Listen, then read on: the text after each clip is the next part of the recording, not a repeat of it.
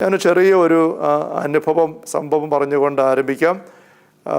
ഏതാനും വർഷങ്ങൾക്ക് മുൻപ് എൻ്റെ പക്കൽ ധ്യാന ശുശ്രൂഷയിൽ ആത്മീയ സഹായം തേടി കടന്നു വന്ന ഒരു കുടുംബം. ആ കുടുംബത്തിലെ ഒരു 10-27 വയസ്സുള്ള ഒരു പെൺകുട്ടിയുടെ പ്രത്യേക ആവശ്യം വെച്ചുകൊണ്ടാണ് അവർ വന്നത്. ആ പെൺകുട്ടി നഴ്സായിട്ട് കേരളത്തിന് പുറത്തുള്ള ഒരു വലിയ ആശുപത്രി ജോലി ചെയ്യുകയായിരുന്നു. അങ്ങനെ ചെയ്യുന്ന അവസരത്തിൽ അവൾക്ക് ജോലി ചെയ്യാൻ മേലാത്തൊരു സിറ്റുവേഷൻ വന്നു.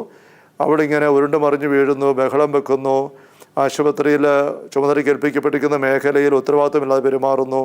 അങ്ങനെയൊക്കെ വന്ന് പെട്ടെന്ന് തന്നെ അവളെ ജോലിയിൽ നിന്ന് മാറ്റി നിർത്തി.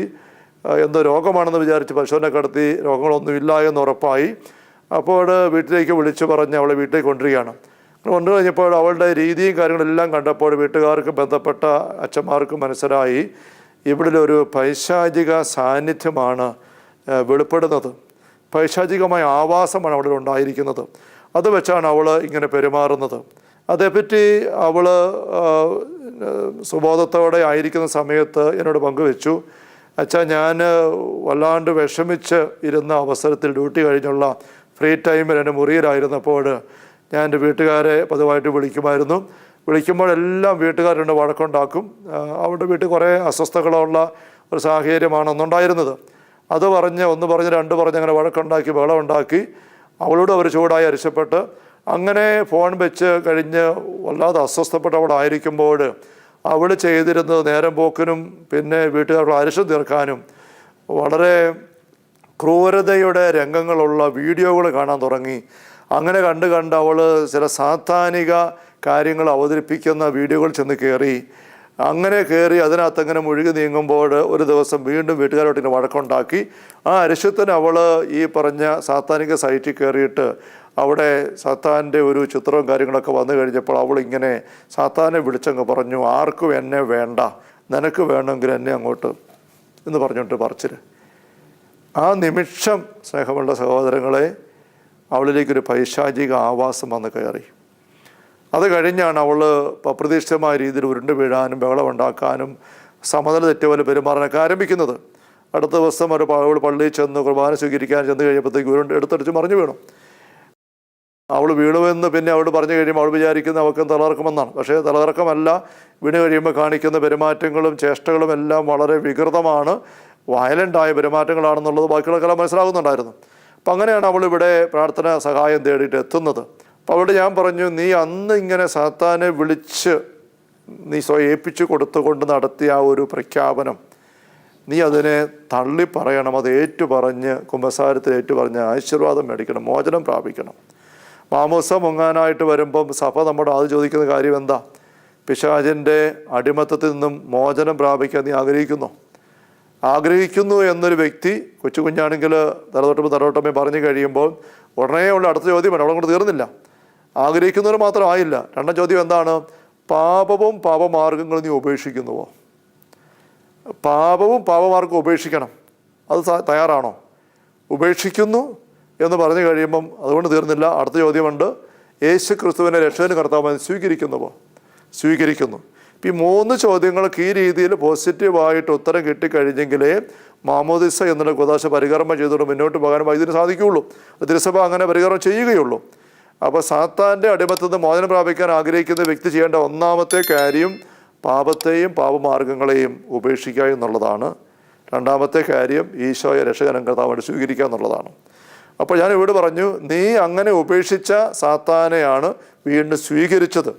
ശരിയാണ്, നിൻ്റെ ഞെരുക്കത്തിൽ സംഭവിച്ചതാണ്, അരിശം കൊണ്ട് നീ ചെയ്തതാണ്. പക്ഷേ നീ ചെയ്തത് ഇതാണ്.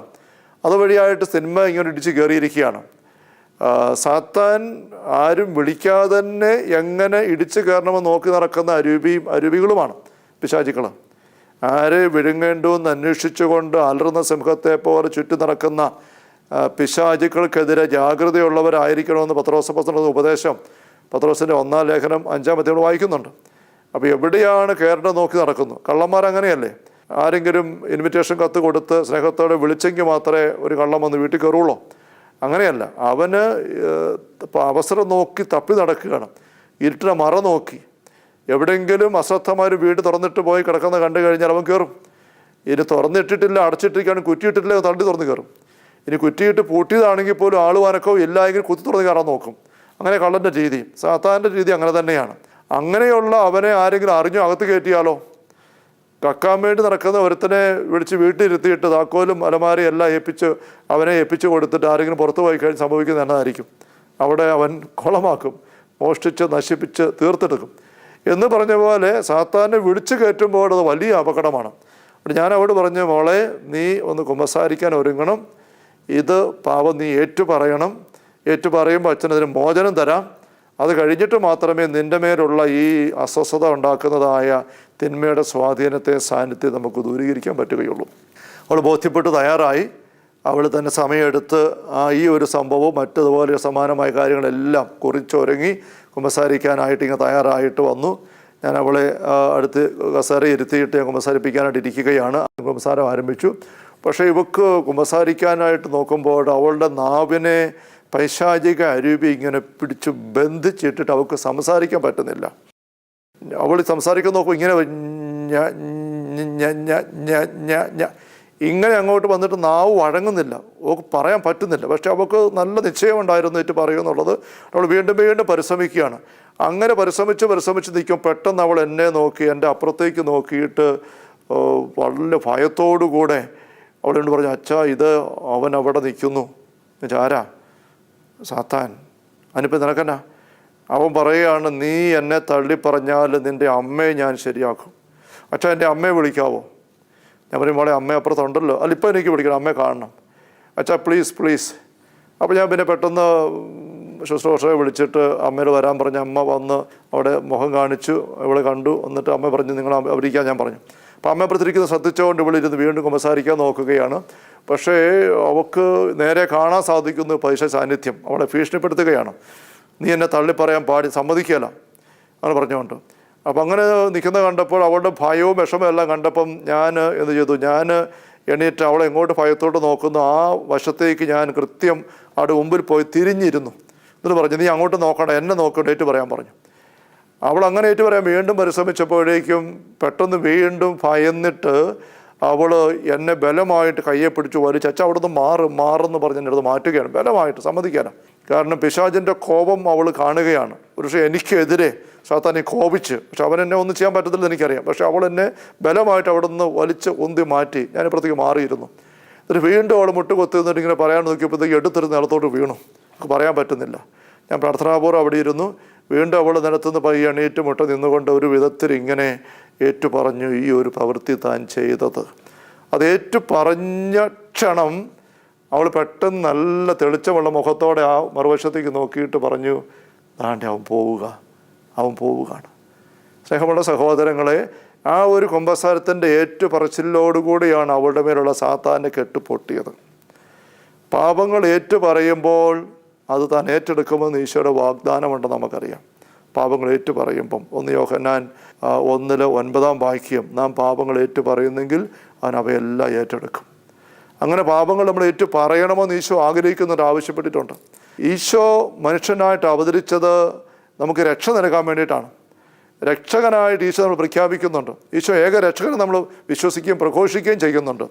ഇത് പറയുമ്പോഴും പലപ്പോഴും നമ്മൾ ചിന്തിക്കുന്നില്ല എന്തിൽ നിന്നാണ് ഈശോ നമ്മളെ രക്ഷിക്കുന്നത്. പാപത്തിൽ നിന്ന്. പാപമെന്ന് പറയുന്നത് വെറും ഒരു പ്രവൃത്തി മാത്രമല്ല, അതിൻ്റെ പുറകെ ഒരു വ്യക്തിയുണ്ട്.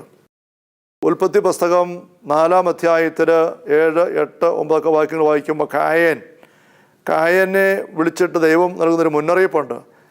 പാപം നിന്നിൽ താല്പര്യം വെച്ചിരിക്കുന്നു, അതിൻ്റെ പടിവാതിൽക്കൽ പതിയിരിക്കുകയാണ്. പടിവാതിൽക്കൽ പതിയിരിക്കുന്ന പാപത്തെക്കുറിച്ച് ദൈവം അവിടെ പറയുന്നത്.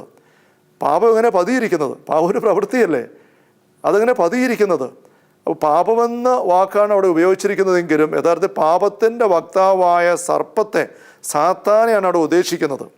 പതിയിരിക്കുന്ന പാപത്തെക്കുറിച്ച് ഉൽപ്പത്തി 4 നമ്മളിങ്ങനെ വായിക്കുമ്പം തൊട്ട് പുറകിൽ ഉൽപ്പത്തി 3 വൃക്ഷത്തിൽ പതിയിരുന്നു കൊണ്ട് ഹവ്വയോട് സംസാരിച്ച സർപ്പത്തെ നമ്മൾ ഓർത്തു പോകും. ഓർക്കാതിരിക്കാൻ പറ്റത്തില്ല. കാരണം പതിയിരുന്ന ഏക വ്യക്തി സാന്നിധ്യം അവിടെ സർപ്പം മാത്രമേ ഉള്ളൂ ബൈബിളിൻ്റെ ആദ്യ അധ്യായങ്ങളിൽ. അപ്പോൾ പടിവാതിൽക്കൽ പതിയിരിക്കുന്ന പാപം എന്ന് ദൈവം കായാനെ വിളിച്ച് മുന്നറിയിപ്പ് കൊടുക്കുമ്പം സർപ്പത്തെയാണ് ഉദ്ദേശിക്കുന്നത്, സാത്താൻ ഉദ്ദേശിക്കുന്നത്. സാത്താൻ്റെ പ്രവൃത്തിയാണ് പാപം.